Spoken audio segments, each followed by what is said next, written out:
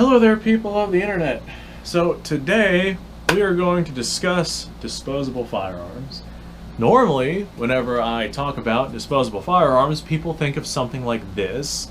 This is, although it is a term that I get a lot of kickback for, a Saturday night special handgun, and I know that that's like a media made-up term that was made to swage public opinion about these little handguns.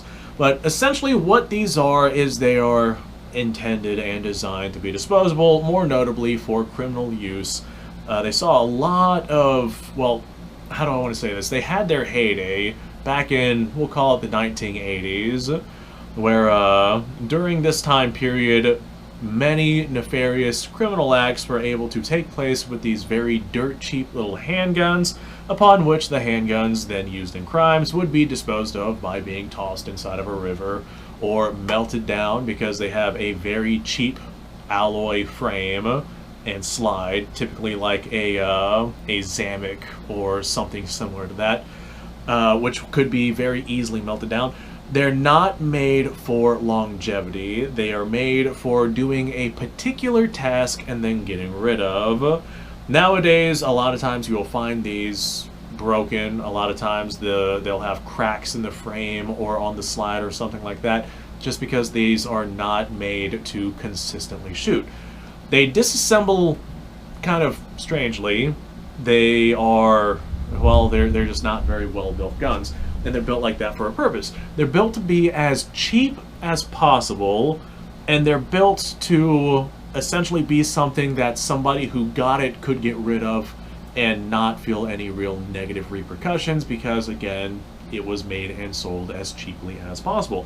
This particular one is chambered in 25 ACP, and a lot of these guns are chambered in that. Typically your 25s don't have issues with cracks or breaking or anything like that, but as you start to get up there in caliber, mainly your 380s and your 9mm that are of this design, that's where you start seeing issues. However, the idea of a disposable gun like this is not a new idea. Just because these are made of this alloy, there's plenty of other examples of previous versions of various different kinds of firearms, many of them quite desirable, that were also quite cheaply made and made to not have much of a longevity. Like, for example, if I were to break out this right here, this is an STG-44. So these are one of the most desirable rifles here in the United States. They just have such a lineage behind them. This is the first real design of assault rifle, meaning select fire intermediate cartridge firing rifle, not the made-up media term assault weapon, which people confuse for the real designation of platform of firearm, which is assault rifle. This is the first real assault rifle to be issued in this sort of configuration. And we could go further down that rabbit hole and talk about other earlier versions beyond this right here, but we'll save that for another video.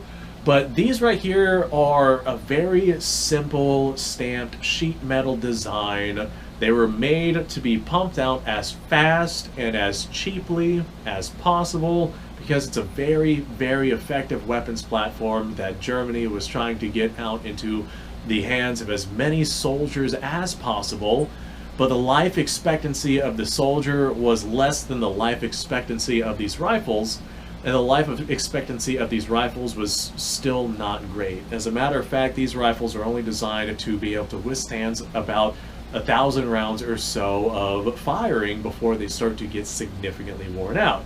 And if a soldier managed to get past that, you know, fantastic, we'll just go ahead and give them another rifle. For all intents and purposes of what this rifle was intended to be and how Germany was making them at the time, these were disposable rifles. They were made for they were made to last a very short duration, so they could get as many of them made as cheaply and as quickly as possible to get them in the hands of their soldiers as quickly as possible. So again, a disposable firearm. If one of these was lost in battle, really not that big of a deal just because of the simplistic construction of these. As a matter of fact, the ammunition was definitely the bottleneck for these rifles. The rifles themselves, fantastically effective, but the ammunition was definitely that choke point. And it's not just rifles of that design, there were just simplifying rifles that also played a part of this. What's a good example? Here's a good example. I have here a number 1 Mark III. I'm currently doing some woodwork on it because I had a little piece of wood break off of it, so I'm actually in the process of waiting for some wood glue to fix that. But this right here will serve as a good example. These rifles are very well built, and these ones are not necessarily made to be disposable. That being said, during World War II, the British were finding that making enough of these rifles as fast as possible was just not working out. They were losing more guns than they were able to make. And so as a result, they started making the number 4 Mark I. Do I have my number 4 Mark I out here? Anywhere? No, I don't really feel like looking for it. Long story short, the number 4 Mark I is a dramatically simplified version of the number 1 Mark III. It's got the Lee action and the Enfield rifling, but there's a lot of simplifications that were done to it. How the bolt actually comes out of the action, that right there was simplified. The actual receiver itself was dramatically simplified. It no longer is 2 pieces with an added charger bridge. It is now 1 singular piece. It no longer has all of these intricate, like, nice, very nicely finished, nicely done surfaces on it. The number 4 is more or less just like a flat receiver on both sides, which could be very quickly milled out and whatnot. The sights on the number 4, especially if we're talking like mid-war, whenever the British were using like those little L-style flip sights, they were dramatically simplified. Past that, they were using like stamped sheet metal aperture sights that you could adjust for windage and elevation on those rifles, but they were still dramatically easier to produce than these right here. There were a couple other things, like your nose cap on this thing is very intricately made. It's made from a piece of milled metal, and there's a lot of machine work that goes into this, versus the number 4, which in most cases has like a stamped sheet metal piece over a much simplified nose cap, and the bayonet on the number 4 is basically just a spike that latches onto the barrel itself, versus this thing which has this very intricate bayonet lug and a blade bayonet that would normally attach to it. Long story short, the number 4 is a dramatically simplified version of the Enfield rifle, the Lee Enfield rifle. I use that term very loosely because there is some differences from these rifles. Like, they're not identical, but that was the British attempting to have a far simpler rifle. Now, I'm not saying the number 4 rifle is a disposable rifle per se, but they were able to produce much more of them, much more cheaply, much more cost effectively, and get way more of those number 4 rifles into the hands of soldiers during the Second World War than they would have been able to do with the number 1s. And so as a result, if one of those number 4 rifles is lost in battle, if one of them is just destroyed or damaged to a point of not being able to be repaired or be salvaged or anything like that, then that rifle, in comparison to losing one of these rifles, would have significantly less of an impact. Losing a number 4 rifle was just less of a headache than losing a number 1, because a number 1 took far more man hours to actually produce, and it took far more intricate resources and intricate cutting, machine work, intricate bits and whatnot. It just took more effort and more cost to produce a number 1 rifle as opposed to the number 4. And so as a result, the number 4 was quote unquote a disposable rifle just for the intents and purposes of this particular argument. They're not actually like a disposable rifle, but they are more disposable than their predecessor. So I guess that's all I have to say about these disposable guns. Nowadays, I guess the disposable rifle would probably be your AR. Most of your ARs that you're going to find on the civilian market are like your cheap ones that either have a polymer receiver or an aluminum receiver. Of course, you can go as expensive as you would like with your AR. There is going to be a point of diminishing returns, but most of what you're going to find is going to be your cheap ARs just because that's what most people buy. These ARs, especially if we're talking about like the polymer receiver ones, don't necessarily have much longevity behind them. If you have a polymer lower receiver, then that's not a pressure bearing area, short of like having it crushed or cracked or chewed up by an animal or something like that, then the lower receiver would probably be quite okay. But there are some upper, my power just went out.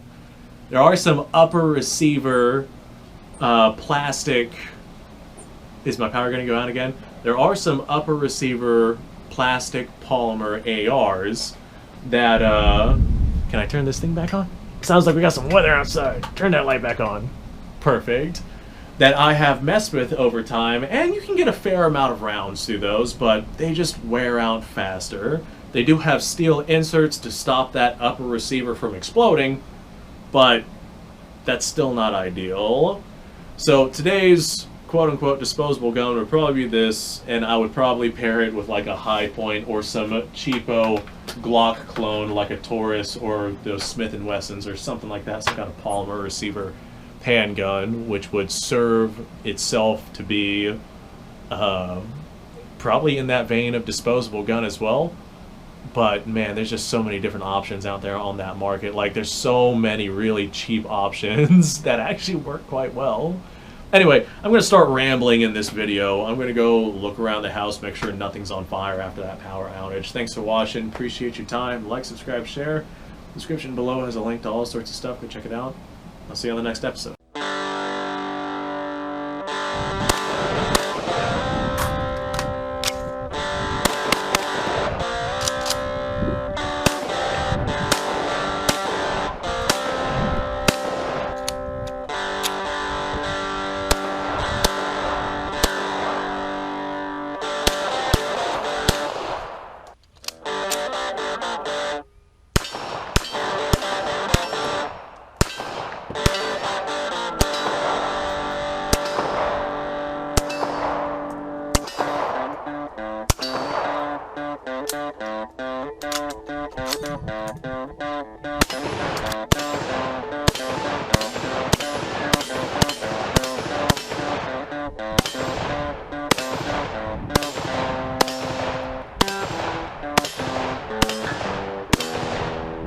Been a little while since I've done this.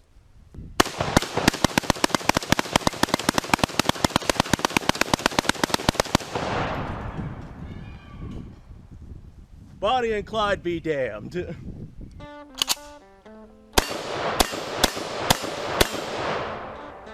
poor man's Garen.